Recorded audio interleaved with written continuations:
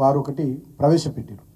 So దీంట్లో వాళ్ళు చెప్పింది ఏంటంటే గ్రూప్ 1 మెయిన్స్ అక్టోబర్ 2024 నుంచి మొదలుపెట్టి ఈ పోటీ పరీక్షలన్నీ కూడా గ్రూప్ 3 సర్వీసెస్ నవంబర్ 2024, అదేవిధంగా lab technician grade 2, nursing officer, staff nurse, pharmacist, grade 2 pharmacist, Ayush డిపార్ట్మెంట్లో ఇవన్నీ కూడా నవంబర్ 24లో ఎగ్జామ్స్ పెడతామని చెప్పి 2024లో పెడతామని చెప్పినాం. గ్రూప్ 2కు సంబంధించి కూడా డిసెంబర్ 2024లో పరీక్షలు పెడతామని, అదేవిధంగా ఇంజనీరింగ్ అండ్ అదర్ పోస్ట్ ట్రాన్స్కోలో, ఎన్పిడిసిఎల్లో, ఎస్పీడిసిఎల్లో ఇది జనవరి 2025లో పెడతామని, గెజిటెడ్ కేటగిరీకి సంబంధించినటువంటి ఇంజనీరింగ్ సర్వీసులకు సంబంధించి జనవరి 2025లో ఉద్యోగాలు భర్తీ చేపడతామని. అంటే వాళ్ళు రాష్ట్ర ప్రభుత్వము అసెంబ్లీలో డిప్యూటీ సీఎం బట్టి విక్రమార్క గారు himself he made A statement that October 2024 నుంచి మేము ఉద్యోగాల భర్తీ ప్రక్రియ ప్రారంభిస్తామని చెప్పి వారు ఫ్లోర్ ఆఫ్ ది హౌస్ అసెంబ్లీలో స్పష్టంగా చెప్పడం జరిగింది. మరి 2024 అక్టోబర్ నుంచి పరీక్షలు నిర్వహించుకుంటూ మేము ముందుకు పోతామని చెప్పి వాళ్ళు విడుదల చేసినటువంటి జాబ్ క్యాలెండర్ అట్లుంటే, అంతకుముందు వాళ్ళు ఏం చెప్పారు, ఎన్నికల సందర్భంలో గ్రూప్ 1కు సంబంధించినటువంటి నియామకాలు ఫిబ్రవరి 1వ తారీఖు 2024 నాడు మేము నిర్వహిస్తామని చెప్పినారు. ఇది ఎప్పుడు ఎన్నికలకు ముందు, అప్పుడు నిరుద్యోగుల ఓట్లు కావాలి కాబట్టి ఈ మాట చెప్పినారు. గ్రూప్ 2 నియామకాలు ఏప్రిల్ 1వ తేదీ ఫేజ్ 1, అదేవిధంగా డిసెంబర్ 15వ తేదీ ఫేజ్ 2 2024 గ్రూప్ 2 నియామకాలు. అదేవిధంగా గ్రూప్ 3 నియామకాలు జూన్ 1వ తేదీ 2024 ఫేజ్ 1, ఫేజ్ 2 డిసెంబర్ 1వ తేదీ 2024 గ్రూప్ 3 నియామకాలు.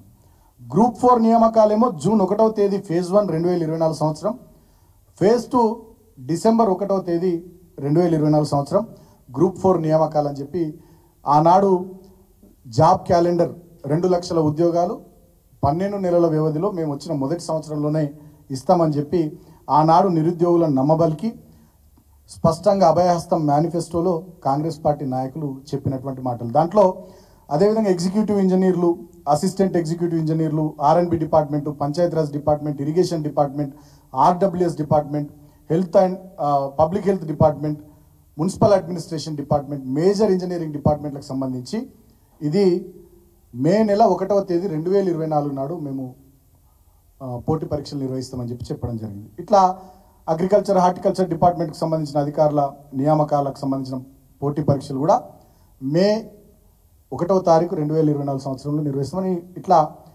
చెప్పడం జరిగింది. అంటే ఓవరాల్గా ఏంటంటే ఆనాడు నిరుద్యోగుల ఓట్ల కోసం, నిరుద్యోగుల తల్లిదండ్రుల ఓట్ల కోసం అభయహస్తం మేనిఫెస్టో కింద, అదేవిధంగా హైదరాబాద్ యూత్ డిక్లరేషన్ పేరిట ఆనాడు సంవత్సరంలోనే 2 లక్షల ఉద్యోగాలు ఇస్తాం, ఇగో ఇది మా జాబ్ క్యాలెండరు, గీ నెలలో గీ ఉద్యోగాలు భర్తీ చేస్తామని చెప్పి ఆనాడు ఓట్ల కోసం నిరుద్యోగులను అదేవిధంగా వాళ్ళ తల్లిదండ్రులను నమ్మించి అధికారంలోకి వచ్చిన తర్వాత అసెంబ్లీ వేదికగానేమో ఈ అక్టోబర్ 2024 నుంచి పరీక్ష నిర్వహణ మొదలు పెడతామని చెప్పి ఒక దిక్కు చెప్తూ, ఇంకో దిక్కు రేవంత్ రెడ్డి గారు గతంలో మేము ఇచ్చిన ఉద్యోగాలు, గతంలో మేము నిర్వహించిన పోటీ పరీక్షలు, మేము నిర్వహించినటువంటి ఇంటర్వ్యూలు, మేము ఇచ్చినటువంటి ఉద్యోగాలకు సంబంధించి ఇప్పుడు నియామక పత్రాలు నెలకొక ఈవెంట్ పెట్టి ఇప్పుడు నియామక పత్రాలు విడుదల చేస్తూ ఈ 10 నెలల్లో మేము 31,000 ఉద్యోగాలు ఇచ్చినామని చెప్పి పచ్చి అబద్ధాలు ఇవాళ ముఖ్యమంత్రి రేవంత్ రెడ్డి మాట్లాడుతూ ఉన్నాడు.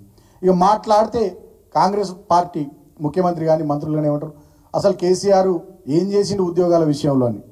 ఇంత దుర్మార్గం అంటే, ఇంత సిగ్గుచేటైన ముచ్చటంటే, ప్రభుత్వ రంగంలో ఆనాడు మేము చెప్పింది, మేము అధికారంలోకి వస్తే 1,00,000 ఉద్యోగాలు భర్తీ చేస్తామని ప్రాక్టికల్గా చెప్పినాం. మేము మీలాగా గాల్లో మేడలు కట్టలే, ఆనాడు నిరుద్యోగుల ఓట్ల కోసం మేము అబద్ధపు హామీలు ఇవ్వలే.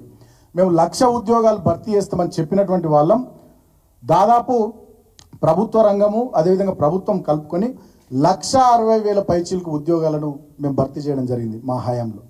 అదేవిధంగా ఒక సుమారు 43,000 ప్రభుత్వానికి సంబంధించినటువంటి ఉద్యోగాల రిక్రూట్మెంట్ ప్రాసెస్, అదంతా కూడా పోటీ పరీక్షల నిర్వహణ, ఇంటర్వ్యూల నిర్వహణ తదితర కొంత ప్రాసెస్లో కొన్ని కోర్టు కేసుల వల్ల జాప్యం అవుతూ అది ప్రాసెస్లో సుమారు 43,000 ఉద్యోగాల రిక్రూట్మెంటు ఉండే.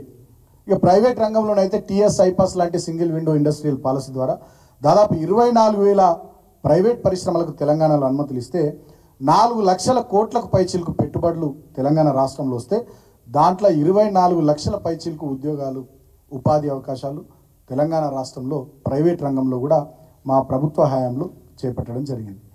సో నేను ఇందాక చెప్పినట్టుగా ఆనాడు మా ప్రభుత్వ హయాంలో మేము 1,00,000 ఉద్యోగాలే భర్తీ చేస్తామని చెప్పి 2,32,308 ఉద్యోగాలకు సంబంధించి ఆనాడు మేము ఫైనాన్స్ డిపార్ట్మెంట్ ఆర్థిక శాఖ నుంచి క్లియరెన్స్ ఇవ్వడం జరిగింది.